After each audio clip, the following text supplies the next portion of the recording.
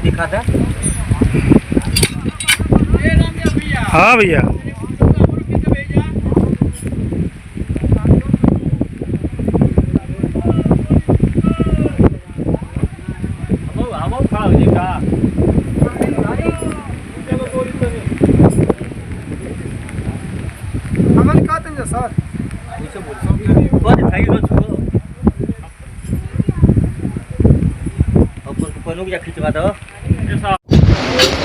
नमस्कार। आप देख रहे हैं DDR न्यूज चैनल। मैं हूं रामनिवास यादव। इस समय उत्तर प्रदेश जनपद गोरखपुर विकास खंड बड़हलगंज के अंतर्गत ग्राम सभा बगहा के गांव ज्ञान कोल खास में मैं इस समय उपस्थित हूं।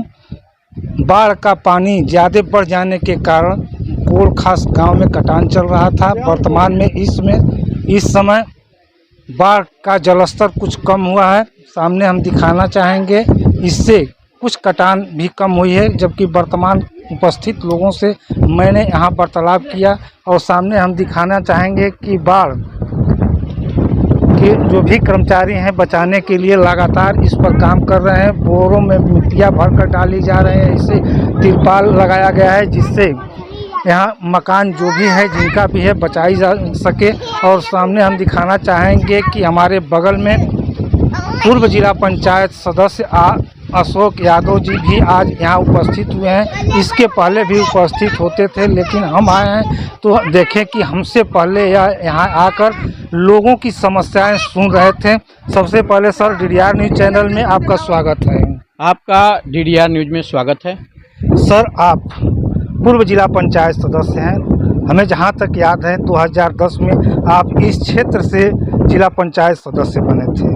उसके पहले से आपका यहाँ एक सामाजिक कार्य रहा होगा, तभी आपको यहाँ के लोग निर्वाचित करके जिला पंचायत सदस्य बनाए थे। तो इस जो कटान हो रही है लगभग विगत कई वर्षों से, कहा जाए 2010 से पहले से कहीं नदी इससे 1-8 किलोमीटर दूर थी। आज देखा जाए तो एक यादव जी का मकान बगल में कुछ हिस्सा कट चुका है। लगभग 70 से 80% पूरी मकान खाली कर दी गई है। सामने हम दिखाना चाहेंगे कि उप जिला अधिकारी का सूचना भी सार्वजनिक रूप से टांग दिया गया है कि जो भी इस टोले के लोग हैं उनको व्यवस्थित किसी प्राथमिक विद्यालय, जो पटना में कोई प्राथमिक विद्यालय, वहां जाकर वह शरण ले। और कितने दिन शरण लेंगे और क्या उनकी व्यवस्थाएं सरकार द्वारा की जा रही हैं, क्या आपको जानकारी है, इस पर विस्तार से बताएं। सर्वप्रथम आपके इस चैनल के माध्यम से मैं अवगत करा दूं कि जबकि मैं पूर्वोत्तर में यहाँ पे जिला पंचायत सदस्य रहा, आज जो ये कटान की स्थिति है, इस कटान की स्थिति से तो स्थानीय लोग प्रभावित ही हैं। जो बाढ़ग्रस्त क्षेत्र है, आज बाढ़ का समय बीता है, आज कटान अपने चरमोत्कर्ष पे है। जिस तरह से घाघरा आज इन गाँवों के लोगों की बस्तियों को अपने आगोश में लेने का काम कर रही है, यह तुम आप सरयू ही जाने हैं। लेकिन इसके लिए एक दृढ़ इच्छा शक्ति की जरूरत है। मैं आपको अवगत करा दूं कि मैं 2010 से 2015 तक जिला पंचायत का सदस्य था और अपने जिला पंचायत सदस्य रहते हुए 2013 में हमारे यहाँ कुटियादीप शाह, यहाँ से 1 किलोमीटर एक गांव राजस्व गांव है कुटियादीप साहब का टेंडर हुआ था। मैंने एक मिश्रा जी थे घोसी के, उन्होंने टेंडर ले लिया था। मैंने उनसे रूबरू हुआ, मैंने उनसे बताया कि भाई आप टेंडर क्यों लिए हैं, तो उन्होंने कहा कि मुझे बालू का खनन करना है। उनके पत्रावली को लेकर हम लोग जिलाधिकारी गोरखपुर गए और जिलाधिकारी गोरखपुर ने मेरे पत्रावली का संज्ञान लेते हुए उनके टेंडर को निरस्त कर दिया। वर्तमान परिवेश में जो यह घाघरा नदी का कटान है, इसके लिए मात्र एक ही कारण है, राजनेताओं में दृढ़ इच्छा शक्ति का अभाव। हमारे बाद जितने भी जिला पंचायत सदस्य हुए उनमें दृढ़ इच्छा शक्ति का अभाव रहा। हमारे 2015 में जिला पंचायत पद से हटने के बाद 2016 में जब नई जिला पंचायत सदस्य का गठन हुआ, नई जिला पंचायत सदस्य के गठन के बाद माननीय जिला पंचायत सदस्य के स्वीकृति से कहिए या न स्वीकृति से कहिए, हमारे यहाँ खड़सरी में और कुटियादीप शाह में बाद नदी के घाघरा के कटान का टेंडर हुआ, खदान का टेंडर हुआ। बड़े पैमाने पे बालू की निकासी हुई और जब बालू की निकासी हुई तो जो सरयू का पानी यहाँ से 5 किलोमीटर दूर था, यहाँ पे जब मिट्टी, यहाँ पे बालू निकाल दिया गया, यहाँ पे जब ढलान हो गया, खावा मिल गया, तो सरयू का पानी बहुत तेजी के साथ कोल खास, ज्ञान कोल और कोटियादीप, कोटिया निरंजन, बलथर और खैराटी, बगहा, देवार की तरफ आया और यहाँ के लोगों के आवासीय जो भूमि थे उन्हें अपने आगोश में लेने का काम किया। इसके लिए शुद्ध रूप से जो वर्तमान जनप्रतिनिधि हैं वो जिम्मेदार हैं।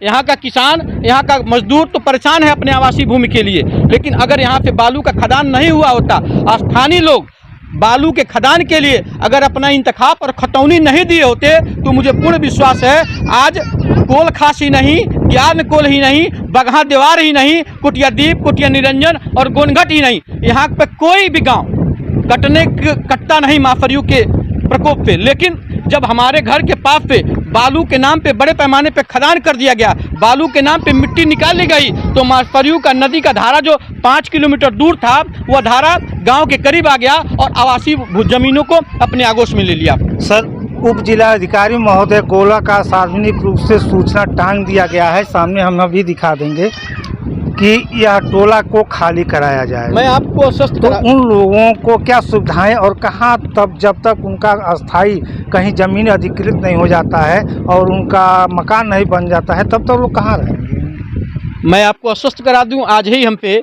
उप जिलाधिकारी गोला से बड़हलगंज मिनी ग्रामीण स्टेडियम के मैदान में आज सांसद खेल कूद प्रतियोगिता का आयोजन था। वहाँ पे माननीय उप जिलाधिकारी गोला से मुलाकात हुई थी, बात भी हुई है। उन्होंने तत्कालिक व्यवस्था तो कहा है, जैसे उन्होंने एक नोटिस लगा दिया है, जिस नोटिस का आप संज्ञान दिखा रहे हैं कि यहाँ के लोग गांव खाली कर दें। लेकिन हम लोग पूरी तन्मयता के साथ लगे हुए हैं कि यहाँ के स्थानीय लोगों को, यही सिर्फ पटना न्याय पंचायत के पटना ग्राम पंचायत में जो पुलिस चौकी के पीछे की जो ज़मीन है, वह ज़मीन उप जिलाधिकारी महोदय अलॉटमेंट करेंगे, आर्डर करेंगे और यहाँ के लोगों का जिनके आवासीय भूमि कटकर नदी में विलीन हो गए हैं, उन्हें वहाँ पे बसाने की व्यवस्था सुनिश्चित कराई जाएगी। अगर शासन प्रशासन के लोग, चूँकि हम लोग सत्ता में हैं, मैं भाजपा का हूँ, अगर यहाँ के स्थानीय प्रशासन के लोग इस बात का संज्ञान नहीं लेते हैं, तो मैं इस आपके इलेक्ट्रॉनिक चैनल के माध्यम से आश्वस्त कर देना चाहता हूँ कि यहाँ के स्थानीय लोगों को लेकर हमें जो भी लड़ाई लड़नी होगी। अन्य प्रकार के छोटे छोटे बच्चे हैं, तो मान लीजिए सरकार तो उनको खाद्यान्न पदार्थ, बाल राहत सामग्री के रूप में वितरित कर रही है, लेकिन इस पशुओं का क्या होगा? चारा की व्यवस्था सरकार करेगी क्या? ऐसे चारे की व्यवस्था भी सरकार करेगी, भूसे की व्यवस्था के लिए व्यवस्था होगी।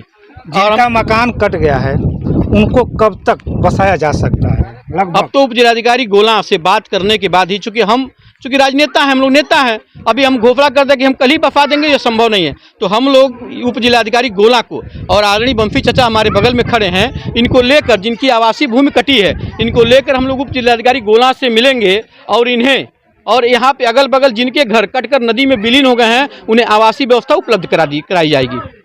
यही बंसी यादव हैं, जिनका सामने हम छायाकार महोदय से कहेंगे मकान दिखाइए।